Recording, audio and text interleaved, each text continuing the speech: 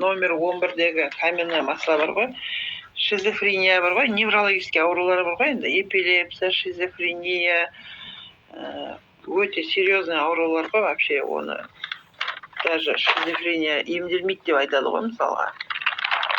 Содан кейін хисалхинди адамның өне бойында енді психологически больной адамдар